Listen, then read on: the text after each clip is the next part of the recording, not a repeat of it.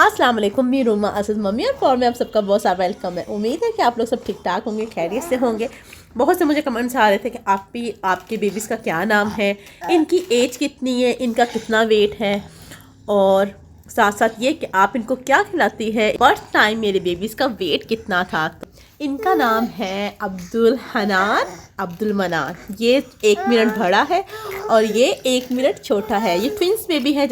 इनकी जो एज है माशाल्लाह से 9 मंथ के कंप्लीट हो चुके हैं। इनकी डाइट की बात करें तो अब माशाल्लाह से ये हो चुके हैं 9 मंथ के। तो इनको फिंगर फूड में दे देती हूँ, लाइक अब बिस्किट हो गया, ब्रेड दे देती हूँ, रोटी जो होती है वो मैं देती हूँ, देसी घी की बनी हुई ब्रेड देसी घी की बनाकर मैं इनको दे देती हूँ। तो ये इजीली खा लेते हैं। फ्राइज़ हो गई वो दे देती हूँ। और यानी फिंगर फूड अब ये माशाल्लाह से खाना स्टार्ट हो गए, यानी अब ये मेरे साथ स्पून के साथ नहीं खाते। अब ये होता है कि हमें ख़ुद पकड़ाएं, हम खुद मुंह में लेकर हम खुद चबा कर खाएं। तो इनकी जो डाइट है, वैसे तो मैंने आप लोगों के साथ हर डाइट इनकी शेयर की है, लेकिन अगर हम लोग स्टार्टिंग से बात करते हैं, अक्सर मदर वो भी होंगी जो न्यू मीन्स मदर होंगी, जिनका जो बेबी है वो 1 to 3 मंथ का होगा। स्टार्टिंग से बात करूँ कि मेरे बेबीज़ का बर्थ वेट कितना था। बर्थ वेट अब्दुल हनान का 3.5 था kg और अब्दुल मनान का 3.7 kg था। इनका माशाल्लाह से बर्थ वेट अच्छा था दोनों का। बट ये हुआ था कि जब 10 दिन के बाद, बर्थ के बाद ये बीमार हो गए थे और एकदम इनका वेट लूज़ हो गया था, काफ़ी कमज़ोर हो गए थे। बर्थ के 40 डेज़ के बाद फिर मैंने इनकी प्रॉपर केयर की थी, क्योंकि बहुत ज़्यादा कमज़ोर हो गए थे, इनको लूज़ मोशन लग गए थे। दैन ट्रीटमेंट भी किया था, तो मैंने बहुत ज़्यादा केयर की थी। मेरा 3rd ऑपरेशन था, सी सेक्शन था, तो मुझे रिकवरी में भी टाइम लगा था। लेकिन बेबीज़ थे दो, पहले भी 2 बेबी है, तो उनको साथ लेकर चलना था। दैन मैंने इनके लिए क्या किया था, इनका वेट गेन करने के लिए, क्योंकि कमज़ोर हो गए थे।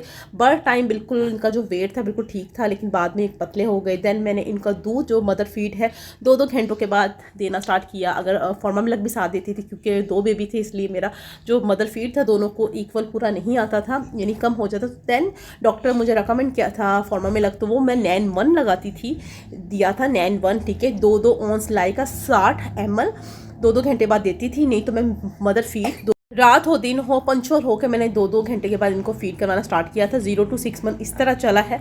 जैसे 3 मंथ के बाद ज़रा टाइम गैप ज़्यादा हो गया था, 3 घंटे के बाद या 4 घंटे के बाद मैं लास्ट में इनको फीड करवाती या फॉर्मा मिल्क देती थी। 6 मंथ के बाद अगर मैं स्टार्ट करूँ बेबीज़ को, 6 मंथ के बाद मैंने फूड पे ले आई थी और साथ मैंने इनका दूध चेंज कर दिया था। अब ये काऊ मिल्क पे है 6 मंथ के बाद। और इनको खाने में मैं क्या देती हूँ, खाने में मैं इनको देती हूँ साबुदाने की खीर हो गई, बनाना हो गया, प्यूरीज बना के, वेजिटेबल सब्ज़ी की, फ्रूट्स की प्यूरीज बना कर देती हूँ, ठीक है। जैसे स्टार्टिंग के 6 से 8 मंथ जो बेबी इनका ने जो डाइट था ना, वो बिल्कुल प्यूरी टाइप, पतली खिचड़ी टाइप इस तरह बनाकर मैं इनको देती थी। लेकिन अब माशाल्लाह से अब ये फिंगर फूड खा लेते हैं, बिस्किट खा लेते हैं, चिप्स खा लेते हैं, रोटी खा लेते हैं, ठीक है। इस तरह की चीज़ें ये हैंड वाला खाते हैं कि हमें फिंगर में तो हम लोग दैन खाएंगे। और वैसे जैसे चम्मच के साथ, स्पून के साथ ये नहीं खाते। अब ज़रा सा पर नखरे वाले ये हो गए हैं ना, पहले तो आराम से खा लेते थे, लेकिन अब ये बहुत ज़्यादा नखरे करते हैं। फूड जो मैं बता दूं वेट गेन का, जो बेहतरीन वेट गेन 6 मंथ के बाद अगर आप अपने बेबीज़ को करना चाहते हैं, वो साबुदाने की खीर है, साबुदाने का वाटर है, साथ सूजी की खीर, सूजी का हलवा दें देसी घी में बना के, बेहतरीन है। साथ साथ आप लोग बनाना दे सकते हैं अगर बच्चों को ज़्यादा बलगम का इशू नहीं बनता। दैन आप अपने बेबीज़ को स्वीट पोटैटो बहुत ज़्यादा अच्छा है बेबीज़ के लिए, उसको आप मैश करके दे सकते हैं, प्यूरी बनाकर दे सकते हैं, ड्राई फ्रूट बच्चों को दे सकते हैं, दूध में मिक्स करके दे सकते हैं। और साथ साथ आप लोग खजूरों को आप लोग मिल्क शेक बनाकर उसमें ग्राइंड करके बेबीज़ को दे सकते हैं, बहुत ज़्यादा बेबीज़ के लिए अच्छा है। आप लोग दें बेबीज़ को राइस बनाकर बॉईल करके उसको बहुत ज़्यादा गला कर दे सकते हैं, खिचड़ी बनाकर दे सकते हैं, दाल की मूंग की खिचड़ी बहुत ज़बरदस्ती है बच्चों का वेट गेन के लिए। उसके साथ साथ पटाटो को मैश करके दे दें। आजकल तो मैं इनको राइस जो घर में बनती हूँ वो इनको खिलाती हूँ, रोटी देती हूँ, ठीक है, और बिस्किट देती हूँ, चिप्स बना देती हूँ। अगर कोई आलू वाला सालन बना उसमें से आलू निकाल कर वॉश करके उनको मैश करके खिलाती हूँ। तो ये इस तरह आज के रूटीन में चल रहे हैं।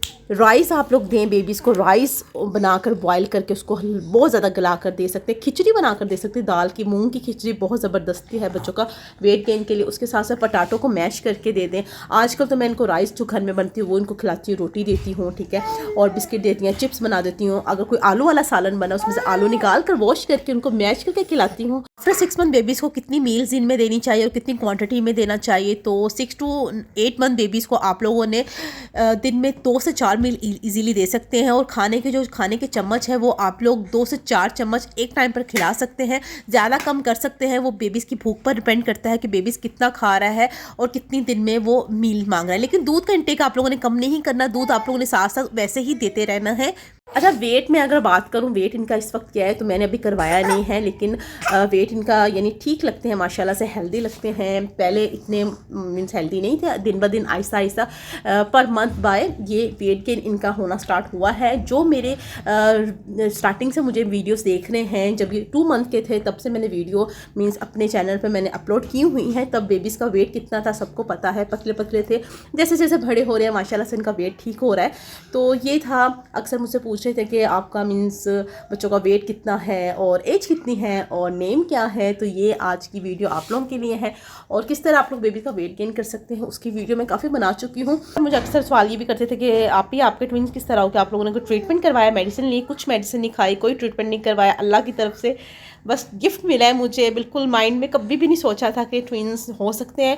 जब फर्स्ट बेबी की दफ़ा बड़ा प्लान होता है, सबका माइंड होता है कि हाय अल्लाह मियाँ ट्विंस ही दे दे तो ना बस ना सही हो जाएगा। लेकिन फर्स्ट सिंगल था, सेकंड भी सिंगल था, थर्ड के टाइम तो कुछ ये बिल्कुल अनप्लान था। कोई ये नहीं होता ना प्लान करके बंदे ने किया होता, बिल्कुल अनप्लान था। तो अल्लाह ने खूबसूरत से तोहफे दिए हैं, लेकिन बहुत तंग करते हैं, बहुत मुश्किल है। ख्वाहिश करनी बहुत आसान है ट्विंस की, लेकिन उनको संभालना बहुत ज़्यादा मुश्किल है।